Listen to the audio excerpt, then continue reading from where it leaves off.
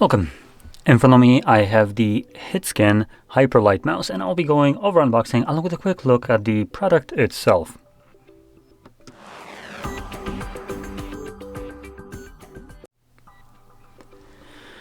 So let's get straight into this. Not much in terms of info right here, but we do have some. So we have Hyperlight size. We're looking at 118 to 61 by 38 millimeter size. PixArt 3395 sensor, about 39 grams though, plus minus 1, so probably I would say it's probably closer to 40, which is more like other mice, for instance, like this one right here and some other ones. Anyway, I don't have a scale right here. It's not like I sell drugs to carry one with me. We also have 250 mAh battery. I'm kind of curious how long that will last, considering the size of the battery is relatively small. We have design in the US, cool. And well, that's about everything interesting here. So let's pop it open. Packaging, pretty minimal. Looks nice. I have that pose any kind of quality concerns. Let's just pop it open, and here's our mouse. Oh damn, that is pretty freaking light, not gonna lie. And we have this little puck. Oh, that's a tiny little fella right here. Below that we have a braided Type-C to Type-A cable, along with minimal, and I mean like very freaking minimal paperwork. Like this isn't like multiple pages, this is just a single paper, and well, there we go. We also have secondary skates right here. Sorry, not secondary. Those are the only ones we have. Interesting. Okay. I'm kind of confused what these are for.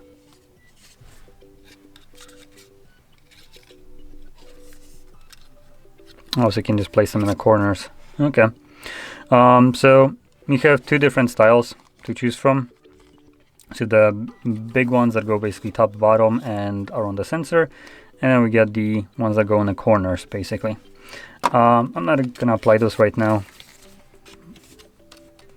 as it's not like I even have a suitable surface to kind of talk about the quality right here of the skates. So what I do like is this. So this is the little dongle that your mouse is going to connect to, and this one is very flat, as you can see. And the reason I like these in general is because they do come with a Type-C port. Now this one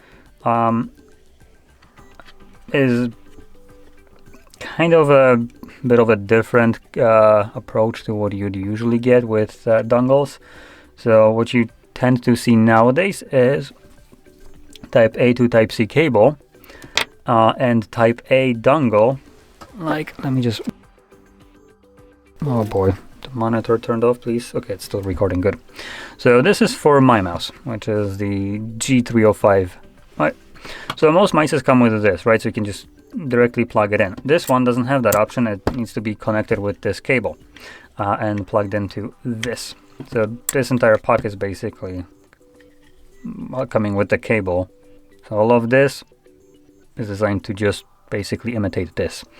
Now, it's in a way kind of nice, but in a way kind of not, because what you usually get nowadays is still this, and what manufacturers include is a Type-A to Type-C conversion, like a tiny little dongle, basically, that you just plug that in, and from there you take a cable that also comes provided, and then connect it like so.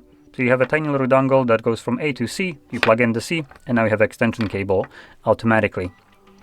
And this removes this kind of bit bulkier looking puck right here that we have, while still giving you the option to directly plug it into your computer without needing to have like cables running through and all that stuff. So in a way, that's kind of what I would personally prefer, as it just gives you a bit more versatility, and also it's cleaner if you ever want it to be. So anyway, that's the puck right here, and here's the mouse with 5 programmable buttons. So we have 1, 2, 3, 4, and 5. Obviously scroll wheel. There is no side-to-side action. Or is there? Nope, there isn't. I'm just pressing it down. Okay.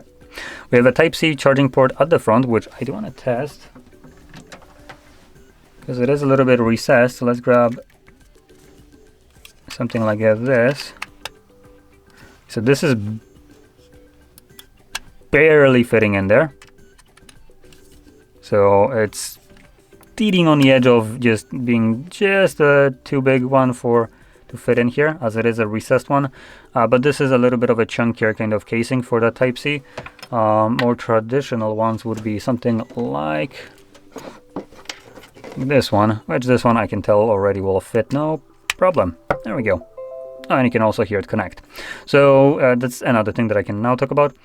This mouse can be used wired or wireless. And works fine. Now we have a DPI switch at the bottom right here.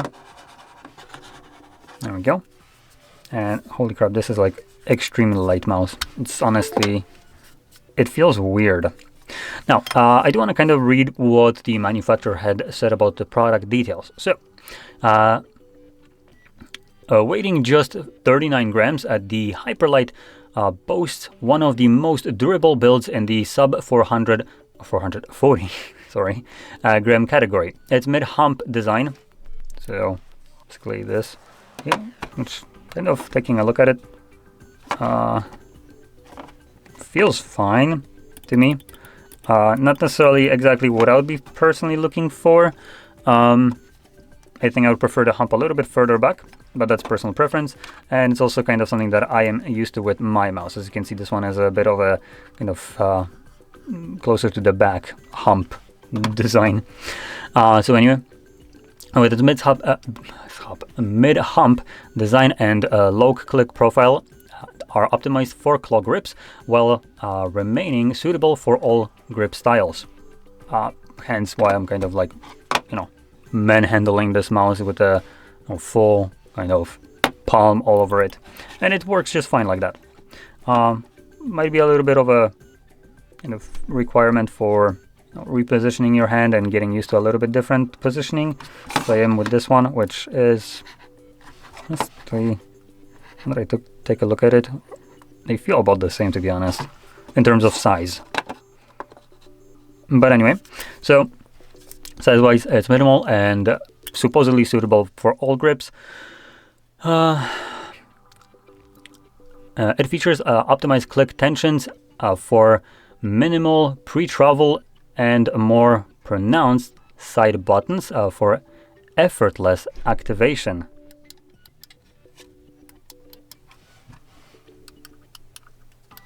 Okay, a little bit better. They do feel a bit easier to press, and this one sink a little bit more, or smaller. It's okay. Now I'm comparing it to this just because this is something that I have on hand, and also because price-wise it's basically like less than half the price, or more like typically about a quarter of the price, while still being a fantastic mouse, though not super light, as this has an actual, you know, AAA battery in here, or AA battery. So that battery itself, I think, weighs more than this entire mouse. Anyway, engineered with a slightly forward optimized sensor, so you can see it right here. And just to give you a comparison, here is my mouse. I honestly, let's just kind of maybe move it down. Yeah, so it is a little bit higher up. Not sure if this will have any kind of impact on, you know, aiming, considering you might be used to your sensor being just a little bit lower. And obviously if you're moving it like this side to side, this will change the travel distance a little bit. But this is just kind of speculation. I haven't actually tried playing anything, and I'm not that great. I don't have this great of a muscle memory for aiming, so I wouldn't even attempt to test it out. But anyway, sensor, the Hyperlight provides a more reactive feedback. I think this is just more like a fluffing in words. Additionally, the optimized button shell supports both large and small PTFE skates, which they do come, like I showed you, in the box. Every detail has been meticulously constructed to deliver the performance and quality you demand. And that's about everything that they have in terms of product details information. Now, let me actually plug it in, considering I unplugged my mouse. Technical details. Okay, so in technical details, it's literally the same kind of info that was on the box. Though, there's one more. So we have pulling rate up to 8,000. Separate 8K dongle purchased. What? Wow, that is freaking stupid. Okay, so considering they're literally advertising that this mouse has a 8K pull rate, they have the audacity to not actually include it with the mouse and tell you that you can purchase it separately. You fucking kidding me here? Then don't mention it. It's not part of the package that you get. So anyway, apart from that, everything else seems to be just like on the box, with the only mention is the side clicks being TTC mechanical and scroll wheel being TTC gold dust proof. And that's basically everything that there is to it. Now, you can see that if you look at it at an angle, this mouse is primarily empty inside. Like if a lot of light, you can see like there is not much in there. So I can see the PCB being just kind of here and going a little bit to the side. It's actually a dual PCB, because one is for the buttons right here, which I don't know if you can see that, but yeah, there is this one. So this one right here, so that is going, as you can see, to the buttons, and then that one above is part of the sensor, and obviously all the mouse buttons and scroll wheels. And I can't even see the battery, to be honest. Oh no, I can, it's right here. So this here is the battery. Minuscule, like I said, it's a 250 milliamp, so it's a tiny little battery, which I'm curious how long it's gonna last, considering this is not a big cell right here. But there's one positive. This mouse at least doesn't come with pointless RGB lighting everywhere, so that battery won't be going like to waste for just charging or powering those LEDs. I'm mentioning that because I'm pretty sure I unboxed the Logitech, I think it was, also super light mouse, and that came with RGB for no freaking reason. So number one, it adds to the weight, which if you're looking for a super light mouse, it's not really something that you care that much. And number two, considering these mouse have tiny batteries, adding RGB, this is one of the biggest power hogs in a mouse. It's absolutely useless there. Now, one thing that I do want to point out when it comes down to Logitech with those with this kind of idea is that Logitech has this kind of pocket that you can put instead of where they have space for storing the dongle. You can take that off and swap it out for something that allows you to basically wirelessly charge the mouse on their mouse pad that is designed for that. So you would never need to plug it in, and that battery kind of becomes useless almost. So anyway, that's obviously not the case right here. But I also want to point out something. So I mentioned that it costs roughly about like 4 times this one. So right now on their official website, it doesn't look like it's on sale, but it is priced cheaper than I see everywhere else. And that is coming at 330 PLN, which equates to about $100, maybe a little bit less even, depending on the current exchange rates. I think it's actually a little bit less than $100. So honestly, pretty decent price for a mouse that is ultra, and I mean like ultra light, with a pretty good feel, and what feels like a pretty robust build. Like there's no flex or anything like that. It feels very sturdy considering how light it is.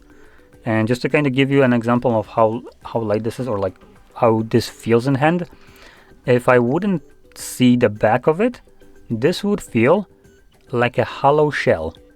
Imagine just a thin plastic that is forming the shape of it, and imagine that there is nothing inside here. Like the buttons aren't actual buttons, like it's just a prop. And that's kind of how I would describe this mouse feeling. One more thing that I want to point out is the weight balance, and from a sensor, it's about where the sensor is, it's about evenly spread. But if you were to look for, well, mid-hump, so basically from the midpoint, it is a little bit forward heavy. But honestly, considering this entire package is 39 grams, this isn't like much weight at the front. So anyway, that about sums it up. Now I hope you found this somewhat, informative, helpful some way. Mice aren't necessarily my specialty, so at least I hope I gave you some kind of insight. And if I did, don't forget to hit like, subscribe, and thanks for watching.